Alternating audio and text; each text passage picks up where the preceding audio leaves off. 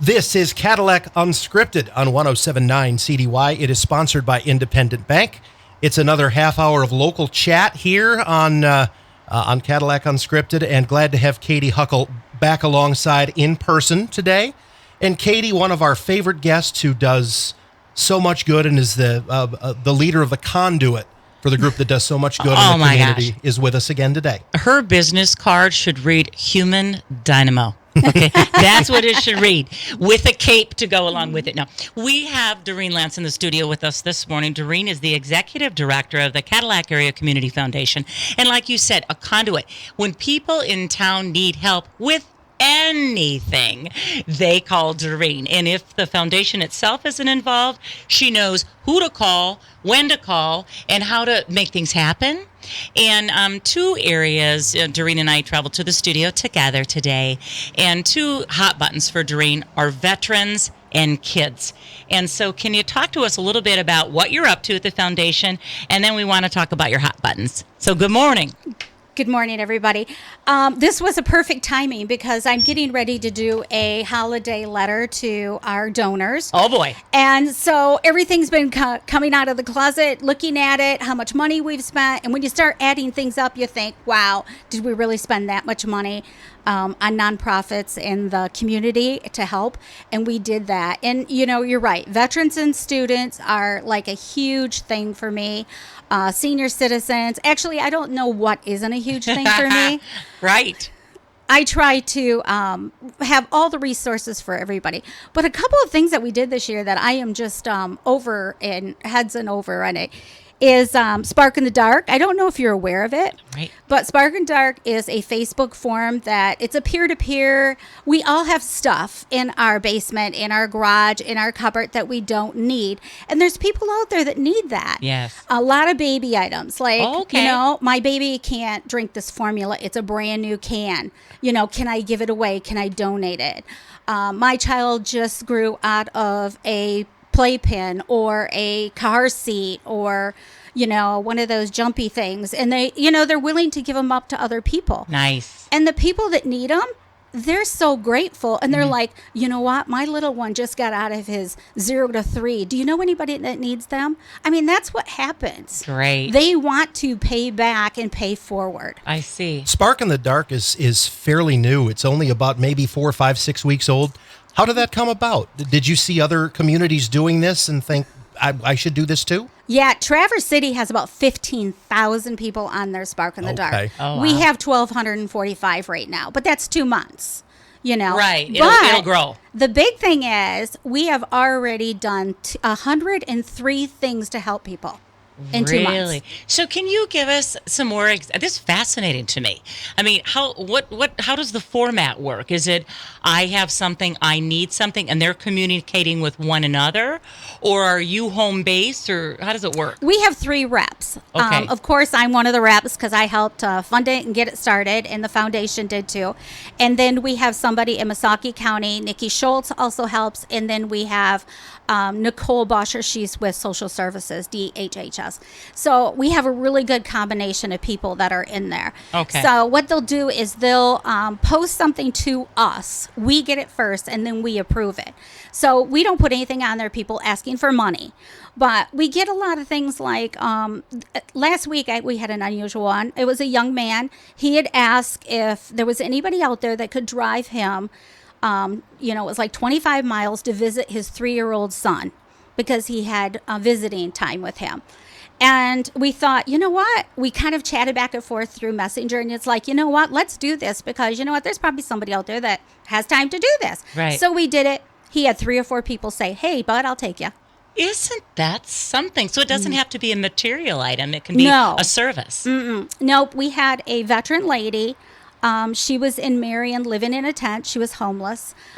She did find a home in Cadillac, but she needed some things. So we put it out there what she needed, and we had them like in a couple hours. We had a brand new coffee pot, coffee filters, and coffee grounds for her. We had a microwave. I got a hold of Sleeping in Heavenly Peace. Yes. We had a bed for her grandson there that she has custody of, a 13-year-old, that was going to be delivered the Saturday after. That's how it works. It's just the connections we make with other people and resources. And Incredible. I will tell you, Katy, right when this page was only a week or two old, I floated the suggestion because we had a power outage and we were going to be out of power for, some people were going to be out for a couple of days. Uh-oh. I posted the suggestion, hey, why don't we connect people with freezer space to those who are worried that what's in their freezer is going to go bad. Yes. And maybe people could help out, if I've got open spot. I had an open freezer at my house. I didn't have anyone take me up on it, but I was certainly willing to let them use my freezer so they wouldn't have food go bad. Wow. So that's the kind of thing that it's all about. And it's just a wonderful spirit of the community. It is. It's just the spirit of the community between Missaukee and Wexford County.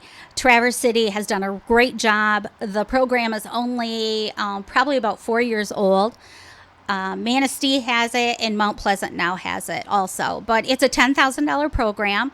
Facebook matched us $5,000. Nice. So we got it up and going, and it was a proud moment.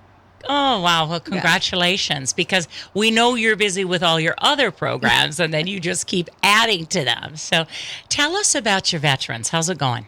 I sit on the Veterans Committee for Wexford Missaukee County, and we have a fund at the foundation, a very good fund, that a couple gentlemen started years ago, and it's done a lot of work in taking care of emergency needs. And Wexford County has a millage to help with the veteran needs in Wexford County, but Missaukee doesn't have that. I see. So I spend a lot of time in Missaukee working with veterans, helping them fill out their applications, looking for, resources for them. If we can't do it, I will find a resource that can do it. I've not had to turn anybody down yet. We just got a prosthetic leg for a veteran last week through 3 organizations to fund it, and gas cards so they can get to doctor's appointments or rides to clinics to get their COVID shots, you name it.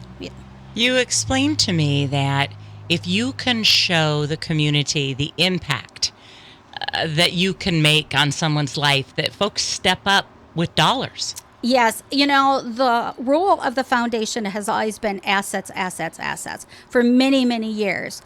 I never really felt that with our foundation here in Cadillac. We always wanted impact. What are we going to do to impact the community that we're our area? So when I went to a retreat last week, I haven't even told the board yet, the whole wheel has changed. Impact is top now instead of assets, because if we show our impact, the assets will come. Yes. What you're doing to improve and change lives. Yes, it's a great opportunity for the community foundations, the funds, the Imagination Library. I was just reading today that we have given out 23,000 books to 1,900 kids in a monthly program in the past year. But that program is all funded by donors. It cost about $45,000 a year to fund that. Right, and this is Dolly Parton's initiative, yes, isn't it? The Dolly Parton Imagination Library. And it gives me the chills just talking about it. I had a mom just recently that I was talking to, and her son is 8. So Imagination Library, of course, goes until they're 5. And there was a COVID scare, and so he needed to stay home from school and be quarantined. And she had gone to Horizon Books and spent $67 on books because she said, I don't want him in front of the screen or the television all day. And these books will take him away. They take him away from his troubles and whatever. Someone who had participated in Imagination Library, and those books when they were coming were such a treat when he waited for them to come in the mail, that his treat now is more books. Yes. And what a solid foundation to give a child. Yes. I have a 7-year-old granddaughter that she was up this weekend, and we were practicing her spelling words. Okay. And she got the Imaginary books from me because they come to my house, and then when she came, she would take them home with her. So she's a very good reader for 7 years old. And if she took her test on Monday, got them all right, she didn't have to take it on Friday. She called me Monday night, 100%, Grandma. Good job, Grandma. Tell us what your students are up to. Well, I have 3 youth groups, We have the junior Rotarians. They'll be coming to Rotary and interacting with the adults and, just seeing what Rotary does for the community. Right. That's always a fun program.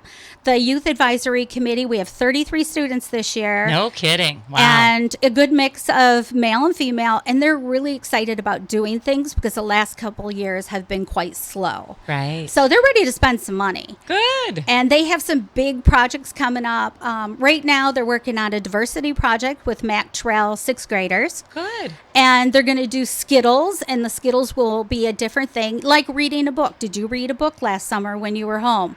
Things like that, trying to find out the difference between kids and have them understand that all kids aren't the same. Mm-hmm. Mm-hmm. The absolute best thing you can do with kids at that age is teach them how to be civically minded, because they are, in many kids, they are so entranced in their phone, in their lives, narrow view. Right. Teach them what goes on in the community and how they can be better citizens. And that's what it we're does. going to ask them. They get points for community service. They get points for helping their parents around the house. Do you have chores? Reading to a sibling. So all those things that are important to the future of the kids and teaching them to help others, that's what we're trying to show them. Doreen, we've heard so much about anxiety and depression in teens. How are the kids doing? I have a group of kids that, tell me the way it is. And I think they've had some problems with that. We have to do every 3 years, the Kellogg Foundation, we have to do an assessment with the students, a survey. So this year they wanted to change the questions quite a bit to recognize mental health. Okay. And anxiety. Good. And what did COVID do to you? And Wow. what did virtual learning do to you? So the questions that they're asking, they changed about 5 questions in that. So it'll be really interesting to hear what the kids are doing. And the school is fantastic about working with us because years ago it was a piece of paper. If the kid filled it out, great. If they didn't, they threw it away. Now we're getting 80% of our kids to fill out the surveys. And this is how you take the temperature of how they're doing. And this is how we give grants to kids, Wow. students. This is how the youth advisory gives grants. Do they want more sports? Do they want more clubs? Do they want more things to do uptown, downtown, Arts, all that kind of it. stuff. Right. Rich, it's funny because you've got the board of directors, the big board, that makes the final decision on grants and giving away money. Then you've got the Youth Advisory Committee, which is a group of students that are directed by Doreen, but they make the the decisions on the funds that they give away. And Doreen has told me year after year, the students are ask harder questions before they give away the money of the person that's requesting the funding. That the students are tougher on them than the actual board of directors. Is that true? That is true. The students weigh everything out in a grant. I just remember one last year. I had one student that denied everything, but he graduated now. Oh, but gosh. It was always interesting. But we had a grant come in front of us last year for the girls' swim team. Okay. They needed money for water time. Okay. And the Youth Advisory Committee had a really hard time with it. They talked about it for probably 20 minutes trying to decide, should we do this? But it was a part of school. It's a new sport. And that's what they're all about. So Okay. they did fund it, $4,500. It's a lot of money. Yeah, for swim time, for water time. But they told them not to come back to them again for money. It was really good. They mean go fundraise. Yes. We're going to do this yeah, now. you Then need to guys- figure out now. That's right. So because if anybody could identify a need in the community, it would be you. So many people asking. What is a need that's unmet right now that we should all be thinking about? I feel personally that things could get a little worse before they get better. Uh-oh. I think things are going to get hard on people. So I think we need to prepare for it. I don't think COVID's over. Okay. I think we just need to prepare for the needs of the community. I think, possibly the masks could be back, the sanitizers. We had a donation last year of 1,200 bottles of hand sanitizer. Oh, my goodness. Which we filled our truck 3 times, and we delivered it to 20 nonprofits between Wexford and Missaukee County. Going into all these nonprofits where they were almost like they were, just sitting by right now. Right. They didn't need money right now, but I think things are going to change now, and those needs are going to come out. Okay. I know our shelter's full. This is domestic violence week or month. So, yes. I know there's a lot of need out there, and we're just watching. I go to probably 14 standing meetings a month. And that's where I find all my resources, find out who needs what. Right. And we've done a lot of proactive grants. We're not going to wait for them to come to us. We're going to go figure out what they need and take care of it. Okay. Thank you for that. So important. We're going to go to break. We're going to be right back with more of Cadillac Unscripted. We've got Doreen Lanc. She's the executive director of the Cadillac Area Community Foundation, doing important work in our little town. Cadillac Unscripted, Segment 2, 1079 CDY, sponsored by Independent Bank. Katy Huckle back with us in person this week. That's right. And we've got Doreen Lanc with us, the executive director of the Cadillac Area Community Foundation. We could have Doreen on every month and never run out of things to talk about. Listen, she's a whirling dervish. She's a human dynamo. So, Rich, we promised that we would talk about positive things going on in the Cadillac community. She's launched something new. It's called the Leadership Learning Lab. These are hands-on leadership skills that are being taught to people. So tell us about it, Doreen. Yes, 3 years ago, the Northern Michigan Foundations got together, and we talked about how can we help our executive directors be better at what they do. A lot of executive directors might be new to the organization. They might have moved organizations, and they just don't know the process. They don't know how to write grants. So we got together and we wrote a grant to the Fry Foundation and got $150,000 for a 3-year plan. Whoa. That is real money. Yep. And then the foundations actually put in like $3,200 each. So it's an expensive class. So our 4th year, 17 people from the community have been through this. All executive directors. All rave what they learned. Really? And this year we have it coming back, and it will teach them, how to work with boards, how to talk to boards, how to read a grant, how to write a grant, time management, all the things executive directors need to know before they're going into that organization, or just to make that organization better. So we're looking for people. Usually I handpick. I hate to say it, but I handpick my people. I love it. But this year I have some people already in mind for it. There's only 6, and then we cohort with Mount Pleasant. Good. We usually meet in Harrison. Nice. So I will say this because you and I have friends. Look at your background coming from the Chamber of Commerce. Totally different. It was more of a business environment to a nonprofit. You had recruiting skills, membership skills, people skills.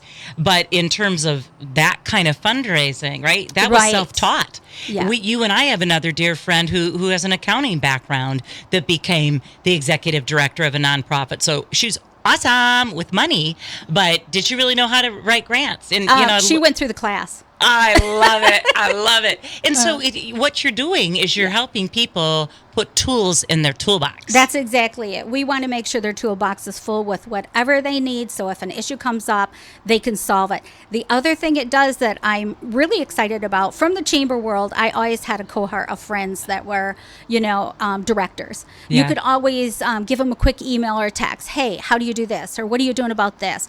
Well, this group in the Leadership Learning Lab, there's 14 of them, and they stay together all the time, and they meet quarterly now. Good. But they can pick up the phone and talk to them. Right. Hey, have you done this? We're doing this in our program. I'm not sure how to do it. Do you have any examples?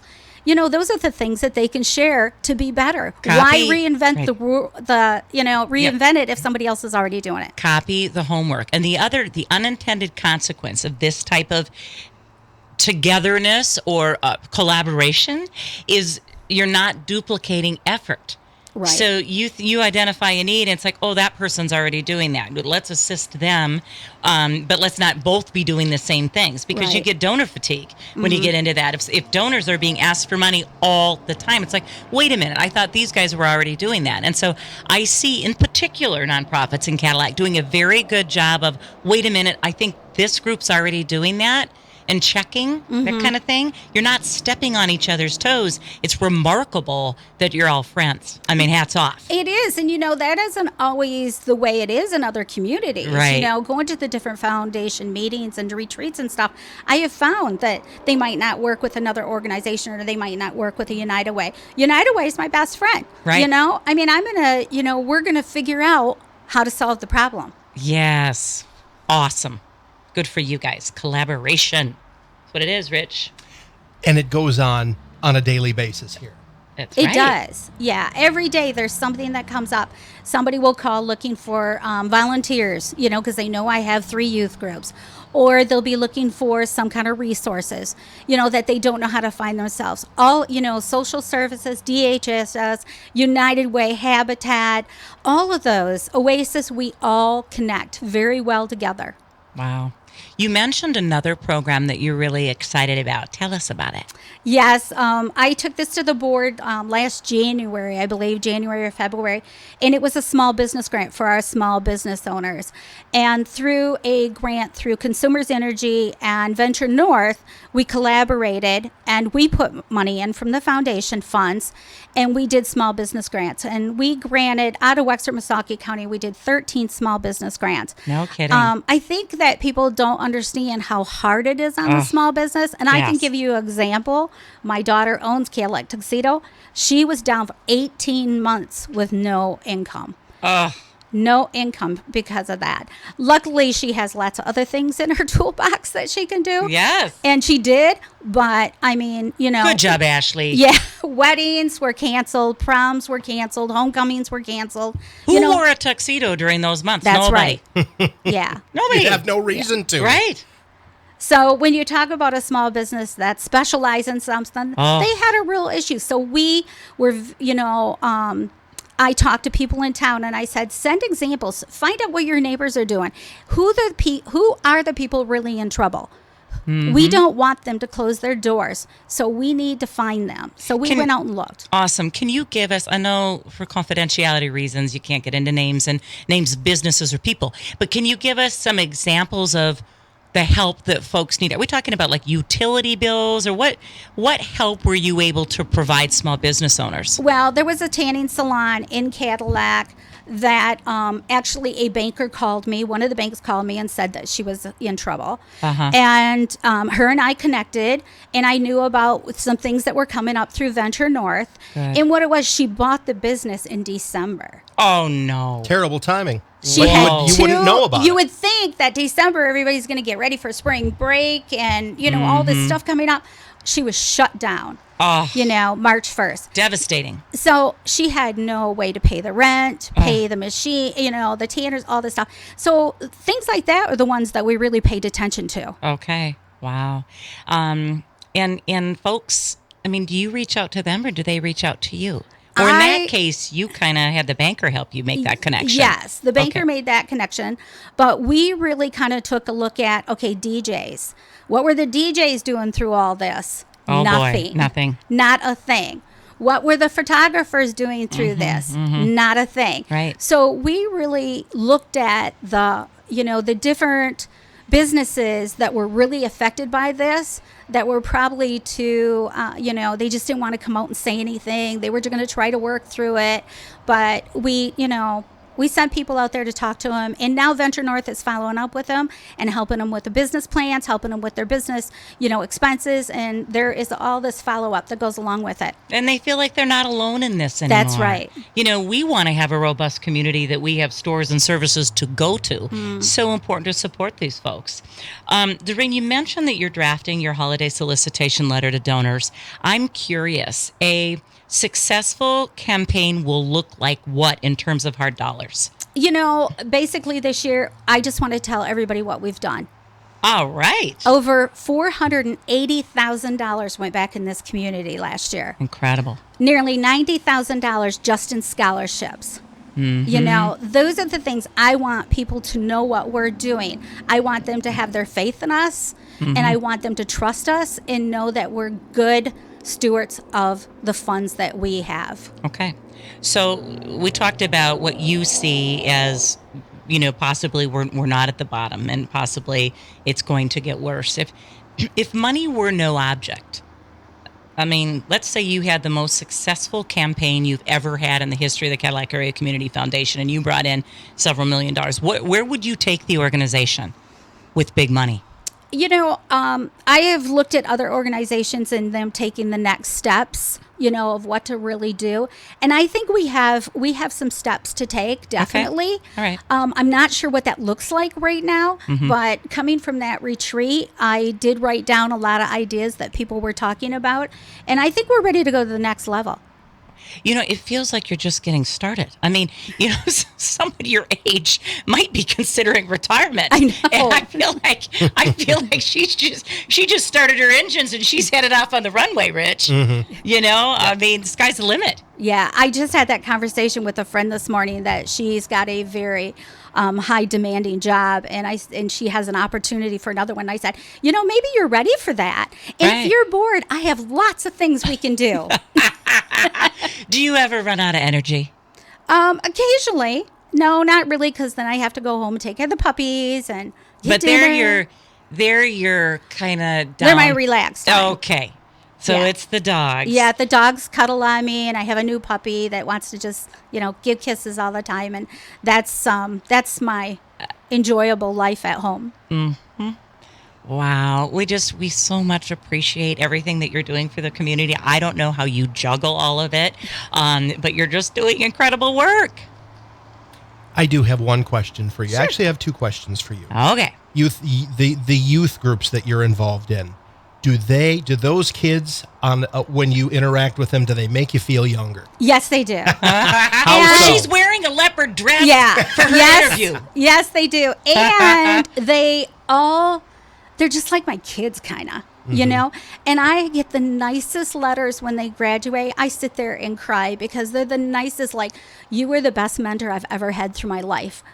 I mean, it was like, from a young man, I got that, and it was like, wow. We know who it is because he was on the show, that kid. Yes, he was went to on the Michigan show. State. Remember that kid? Yes. Yeah, awesome Yep. boy. Yeah, and Sure he do. personally told me that too. He's like, I believe in me because of Doreen, is what he told me. Yeah. And Rich, you fill those shoes in many ways with Yes, students you too, do. Well, in your role. I try, and that is the most rewarding thing about the kind of work that Doreen and I do. Right. Is to maintain those friendships after graduation and watch them bloom and fly and be successful, and then come back to you later and say, your belief in me meant everything. Oh, yeah. You're giving me the chills, you guys. I was just at an Eagle Village breakfast the other morning, just an update of what they're doing, and I had mentored a young lady from Eagle Village 10 years ago. Her and I are Facebook friends. She has 2 little kids. She's married. She has a good job. She went to Western in Kalamazoo. That's where she lives, and her life is good. And when she tells me, it's like, thank you for what you do, that's all I need. Wow. Oh, boy. She's inspiring, Rich. Don't ever bet against Doreen. Nope, not at all. Nope.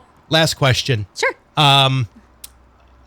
So much of the ability to give on the part of the foundation is from families who bequeath a lot of money to have their in their family name do great Yes. work in the community. How do folks get involved? Someone listening right now has a relative that may want to give a large amount of money to do good in the Cadillac community.